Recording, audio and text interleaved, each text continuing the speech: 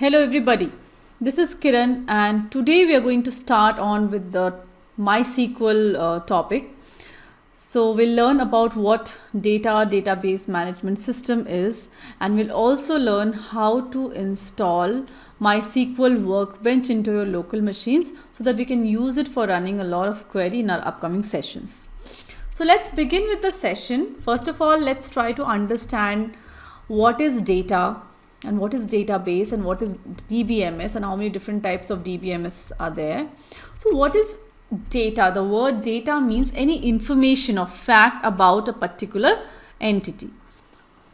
For example, a particular person has a name, age, height, weight. All these attributes are his or her data. Right? So we have to maintain a lot of data around us. Everything what we see is having or holding some data which we need to maintain and access. So for that we need the management of this data. Right? Earlier there used to be the file system which used to look very messed up. So it's very difficult, it became difficult to manage physical files. Even in banks and everywhere we used to have registers to manage all the data, but gradually with more progress and with more technology, the database management system has come into picture, and it has helped the world to a great extent, because management of data is a very important thing in the industry, and at the same time very tricky too. So it's very important to learn how to manage data, right? So we have now known that, okay, what is data? Any information or fact about any entity is called data, and we have to manage that data. So the collection of data, so let's say there are so many 100 people, everybody is having some attributes, name, age, height, weight. So the collection of those 100 people is called database. As in everybody's data has to be maintained, so it's called database. Now to manage or maintain, or so that we can access that data properly and use that data properly, we need to have a management system, right? So we know what is data, we know what is database. Now we have to know what is database management system. So we need to have a system wherein we can actually maintain that, add more data, delete more data, retrieve the data from there, and do a lot of things with that data, right? So here it's written that online telephone directory is an example of database. Yeah, as we have seen earlier, we used to have a directory book where we had all the telephone numbers of a locality. So that is one directory. Similarly, if you imagine an e-commerce platform where everybody is registering, all the users, they are registering to the websites. So their data, their phone number, email addresses, passwords, everything is maintained. So that is user data. So entire all the users to that website, if we maintain that data, will be called database. Now, so to manage that, we need a database management system, DBMS.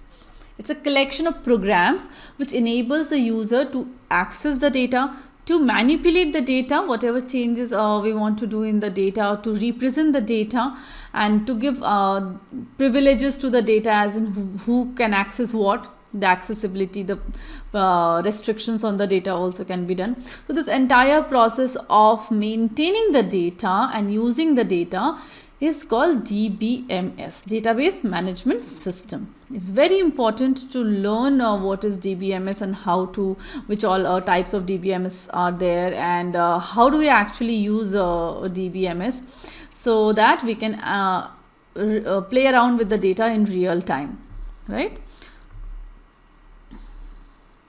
DBMS are not a new concept as such. It has been first implemented in 1960s. With time, database technologies evolved, right? So we earlier used to have different kinds of DBMS, but now the technology has evolved wherein we are using most of the modern database management systems. So we'll be focusing on RDBMS. So we'll see that. Now, types of DBMS. So how many types of DBMS were there, how the data was managed? So there were majorly 4 types of DBMS. So if I explain, the first one was hierarchical DBMS. So any data which was maintained in the form of parent-child structure. There was a tree structure, hierarchy used to be followed, as in there would be a parent, to that there would be different nodes attached, the childs would be attached, and then subnodes. So a parent-child architecture would be set, and then the data would be maintained in that. Okay, so that was first kind of DBMS which used to be followed. Then there is another DBMS which is network DBMS. What is that? In this there will be a relationship set, as in one to one, one to many, or many to one, and many to many. So in network DBMS, all the different databases will be connected to other databases using many to many relationships. As in, we know like one-to-one communication is like one person calling the other person single. We are just talking on phone is one-to-one, right? If I'm talking and everybody else is listening, it's one to many. So there are so many relations, right? So when we actually maintain the database based on network, like many to many, is called network DBMS. Okay. Now, the third one is Relational Database Management System, RDBMS. Here we are using the tabular structure, the column row format, and then we manage the data. This is very popularly used and it's very useful, and that's what we are going to learn. So in RDBMS, we follow a tabular structure. We have to know the column and row the structure, and then we have to maintain our data inside a table. Right, it mostly looks like Excel sheet, as in it's we are maintaining in Excel. Similar kind of structure is followed in RDBMS. There's another DBMS which is object oriented relational DBMS. So it supports different kinds of object classes, as we know, like related to whenever we talk about objects, so accordingly it is maintained. So there will be, the objects will be stored in the database and they will have different attributes. Each object will have different attributes, and then the methods will be defined and it will be maintained. So that is object oriented relational DBMS.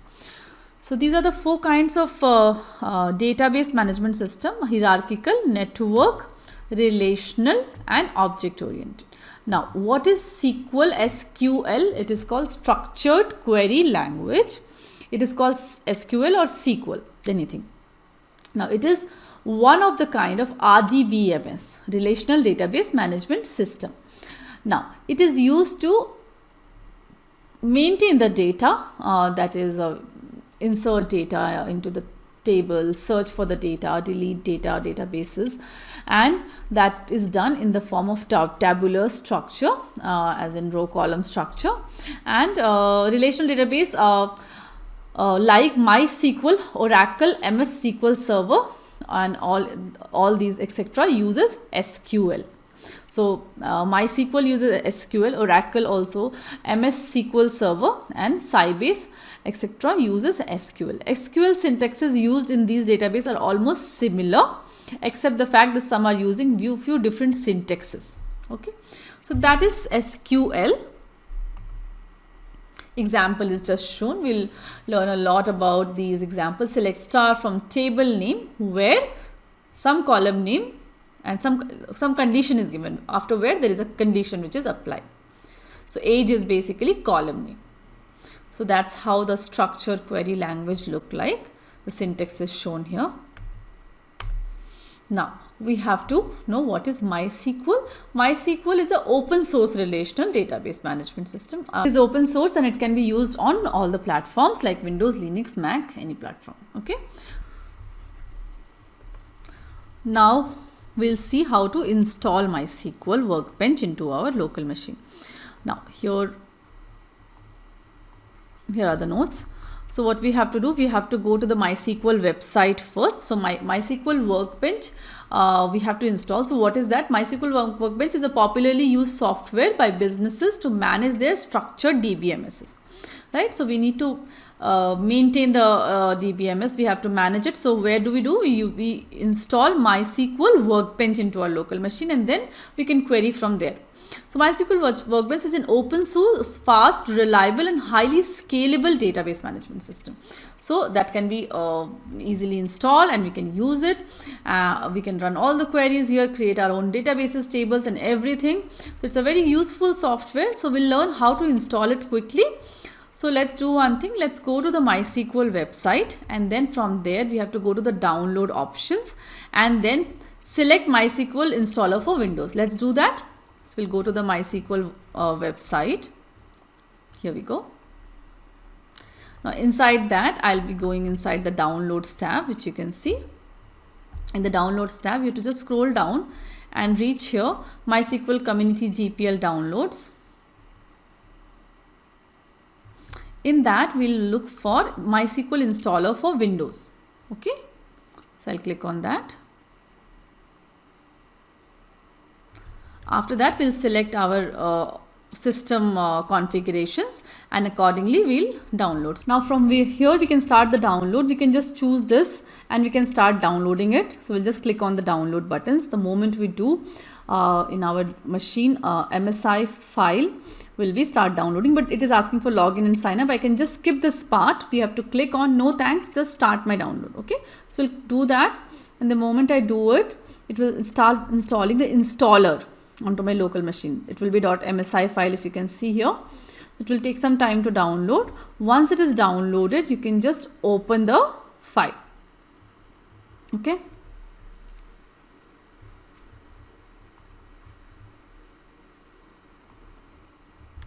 Now we can start doing it. Let me open this. I'll open this. Now it will start installing. I'll have to give some permissions. So we'll do that. So you can see here the installer just open. I'll say yes. And it will start installing it into my local machine. Now it is removing the older version because I already had MySQL Workbench and its features inside it. So I had removed the workbench, but I had not removed the other features which I had installed. So it's removing that, and now it will start installing. We'll just wait. Now the installer has started. Now we have to see what all we need to start. So all the packages are getting installed now.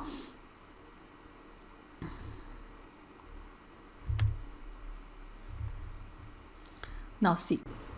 Now when we click on the installer, the installation window opens and we can download all the required components for the MySQL Workbench and can use the workbench.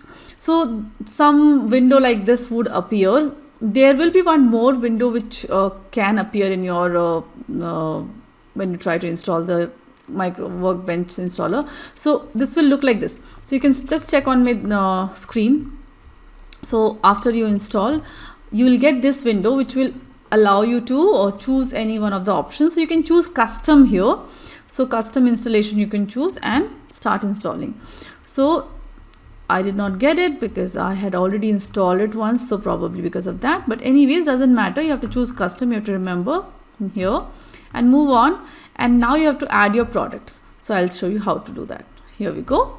So this is my MySQL Workbench installer window. I'll be clicking on add from here. Okay, and I have to install 3 components here. So click on add, and once you click on add, you have various options available. You have to remember you have to install 3 components. One is Workbench, and the other is server, and the third is shell. So we have to mandatorily install these 3 components: Workbench, shell and the server. So let's add server first. So I'll expand the MySQL server. I have to expand it more. So I get this, and you have to just expand it more and select the first option available, the latest version of the software, and then click on the arrow which leads, actually we are selecting it from the left panel to the right panel. So I have selected my product, I have added it onto my right panel. Now let me select more products which I want. I want server also. So I'll click on MySQL server. Okay, server I have added. Sorry, I want Workbench now. So I'll click on Applications, then MySQL Workbench. Here we go, and we select the first option, which is the latest version, and add it to the right panel. Now, third thing which I need mandatorily is the shell. So it is inside the application tab only. You can just expand it, then choose the shell and the latest version available. So I've added all the mandatory 3 products which I need for Workbench installation. That is the server, the Workbench and the shell. Now I'll click on next so that I can start installing each one of the products which I have added. Now they say that the location already exists because I had already installed it. So it was there, the location existed. So I can just click on yes, the selected path already exists. So I can just click on yes, that is fine. It will say that you already have warnings. So it's fine, doesn't matter. So all these 3 components or products they are ready to install, and the installation is in progress. It will take some time for it to install. So once we install, we'll have a window wherein we can set the password. So we'll have to set a very secured password because Workbench is everybody has their own privileges and accesses. It has to be very secure, and then you can open it using a password and use to create database, create table, and add data into the table. So we have to click on execute here, okay, before we install. So each of the component will install. It will take some time to install. Okay, so it's happening, the progress, it's still progressing. So all the 3 components needs to be 100%, then we'll move forward. In the meanwhile, I'll show you the document. So here we go. So we have seen what is Workbench already. So just to repeat, it is a popularly used software wherein we can manage our own databases. We can create our database table, add data into the table, manipulate the data, delete the data, everything. Okay.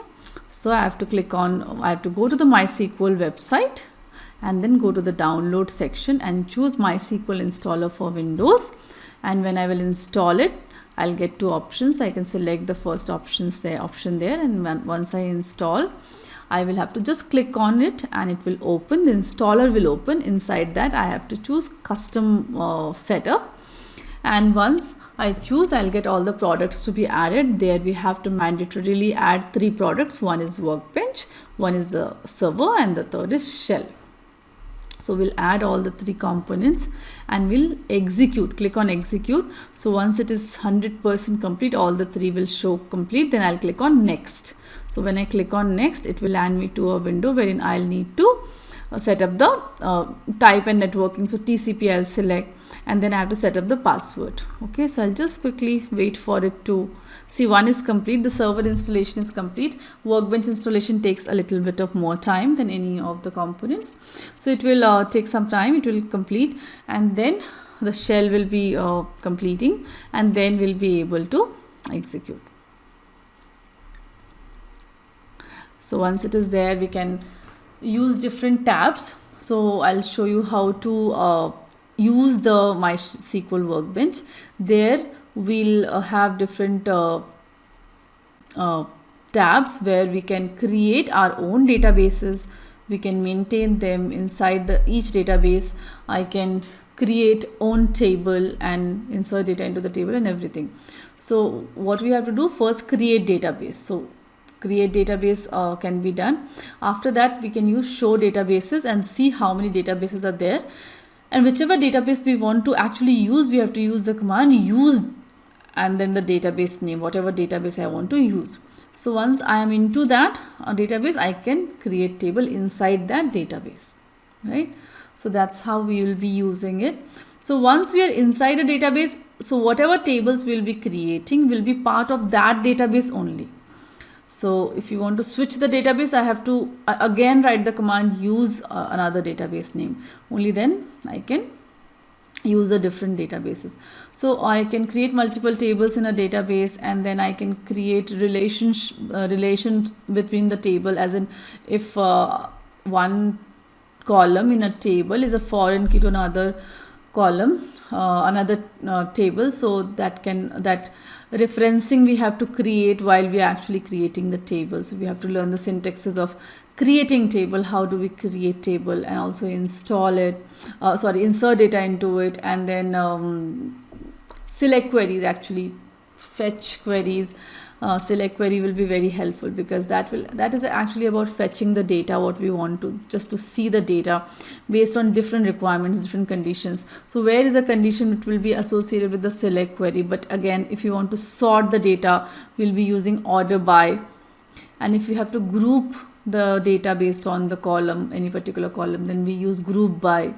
So we have to learn everything, all those concepts, using of aggregate functions. And then what is null, then how do we actually use union between two tables, and then joins, what are the types of joins. So all these will be the concepts which we need to study. In the meanwhile, the workbench got installed, and we can see that the shell is getting installed now. So I was explaining about what all we are going to actually learn as a part of MySQL training. So in that we'll start on, of course, with creation, then insertion of data, then deleting data from the table, then select queries, a lot of select queries along with where, and then conditional operators, the equal to, greater than, less than, arithmetic and operations as in minimum, maximum, sum, average, then logical operator and or not. So all those we have to use. Then we have to also see order by, which is sorting, as I said. Then group by. Group by, there's a clause called having, which actually restricts the number of data which appears as the result set. Then we'll learn about the null keyword and null value. Then we'll also see how to what all types of keys are there in MySQL, starting from primary, unique keys, and then candidate keys, alternate keys, foreign keys. So all these keys, and how do we define a table like with a primary key, how do we define a table with a foreign key. So all the syntaxes we have to learn. We have to create our own tables with these keys, and then check that all the conditions are satisfied or not. As in, if you have created a column as not null and you're trying to skip the entry of that particular row or that particular value, then it should show you an error. Because let's say you have put the phone number as a not null column while creation of the table, and while inserting data you are just skipping the phone number part, then you'll get an error because it was not null, and there is no default value. You have to mandatorily put in values to the not null columns. So that, then we will also talk about union, as I said, and joins. So there are different types of join, ranging from inner join, self join, then outer join, left outer join, right outer join, cross join. So all these joins, syntaxes and examples we have to properly see. And what else we'll be learning?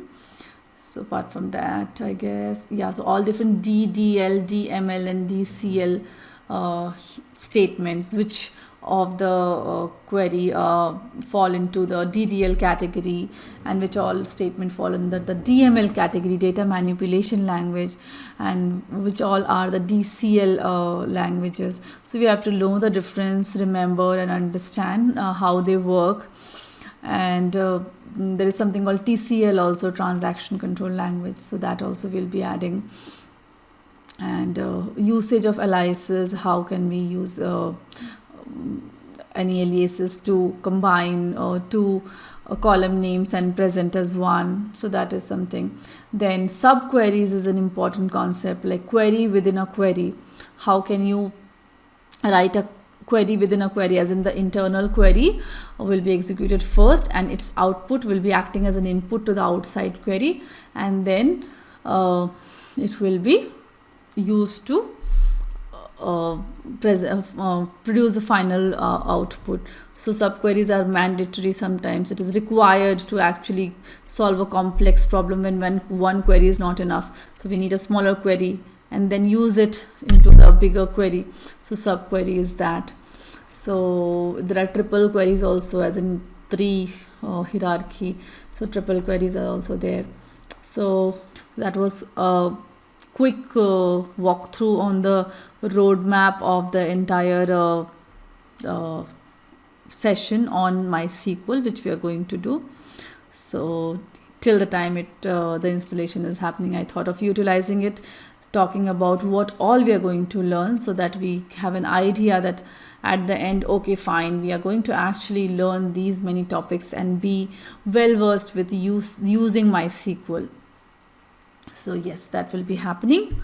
We'll just wait for a few more seconds for this to complete, so that I can show you how the installation is completed and how you can actually start using this workbench. That's an amazing tool. It's open source. We have already seen it can be used on all different platforms, from Unix, Mac, Windows, everywhere, and it is useful for maintaining our data and databases. Yeah, still 47%. It's taking a bit more time, so we'll just wait.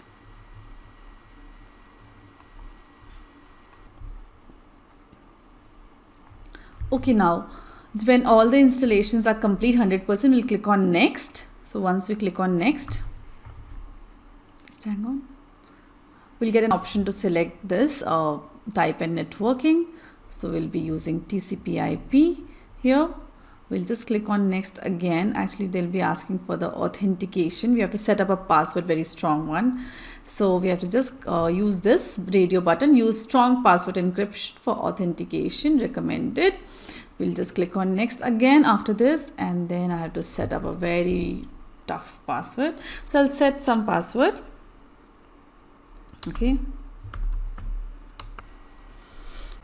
Okay, so it's asking me to check for the password because I've already entered a root password in the beginning. So for people who are installing it for the first time, they'll have to set up a password and confirm the password also.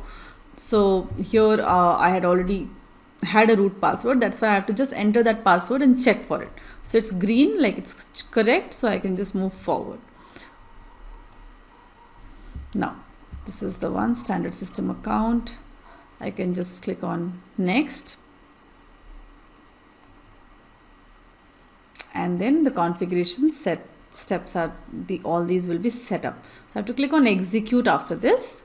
Okay, I'm simply clicking on execute. Everything will be green checked, and then I can just start on working with the workbench after this, because the password is already set for me. But people who are setting up for the first time, they will have to set up a new password. Okay, now finish. I have to click on finish. It's complete. Then I'll also click on next here, and then finish. So once I click on finish, my workbench window will open.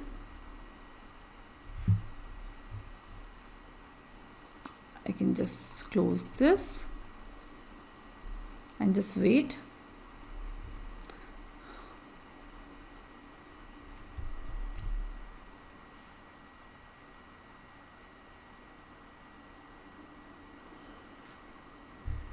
I have to just close this because I've already installed, and I will have to probably just search for MySQL Workbench one more time. MySQL Workbench. I can click on Run as Administrator for the first time. Otherwise, it's fine. I think it's opening. So I'll just close this. So you can see here, I got an option to enter into the local instance of MySQL Workbench. Okay, I have to just click on yes for running as administrator. Now I have to click on this box. So when I click on this box, I'll enter into my workbench, and I have to start writing my own queries there. It's just taking a bit of more time than usual. Yeah, so my older files are already open. So I'll open a new query tab so that it's all clean and it's clear to understand. So what all we need to use here is, this is the window where we are actually writing the queries. This section will be writing all our queries. So I can create new tabs like this query 1, SQL 1, 5, 6, all these are file names I have saved. So what you can do is simply go to file. This is the workbench window, guys. So here we have to go to file and click on new query tab. So once you click on new query tab, your new query tab will be open, and here you have to actually write all your queries. So I'll show you the example. So like you can see here, I am using some database which is already there, and then I can just fetch data from the table which is existent. So things like that, I can just start writing queries here. And once you are executing the query, you have to use this, the lightning symbol. It is executing the query. If you have to select the query and then execute, this is for saving the script, entire script. And then once you run, you'll get the results at action output here, if it is passing or failing. And if it is a fetch query, it has to show us something, so it will happen in another window which will open. So I'll quickly show you some queries from here so that it's clear, at least the usage of the workbench is clear. So let's say we just do show databases command. So this will help us show how many databases are available. So I'll just execute the query from there. So this result grid, this is a new grid which will open whenever there is a result which needs to be displayed. So you can see there's a star symbol here. That means the script is not saved. So I can save it from this. Okay. So once I click on save, the script will be saved, and you have to just save wherever you want to save. So let's say I want to write it SQL new. So I can just save it somewhere in my documents or somewhere. So I'll just save it. So SQL new, it is getting saved as, and then I've just written a query which is show databases, and a result grid has opened which will show me all the databases which are available. And then action output will show me wrong or right. If I'm doing some mistake, let's say I'll just write a wrong query, example use, and then I'll write something. Okay, so if I try to just execute, there's no database like this, right? So I'm just trying to run a wrong query. I'll execute like this. It will show me a red symbol showing that no, this query is wrong. It will give me the error message also here, and how much time did it take to execute the query, that also is, duration is also shown here. So what I can do, from the show databases, I saw some of the databases available. So let's say I can use any of the, let's say Deloitte, I can use Deloitte database. Okay, so I can just write one of the available databases. So I'll just select use Deloitte, and I'll just click on execute button, and then I am inside that database. No result grid came because nothing is to be displayed here in this query. So my action output is green. Okay, so now I can write queries like delete or insert or first create table actually. So I can create table inside it, and others, all the other concepts of MySQL we'll learn in the upcoming sessions. But this was for how to install Workbench and understand Workbench, and how do we actually use it, which all sections are important here. So that was about MySQL Workbench installation.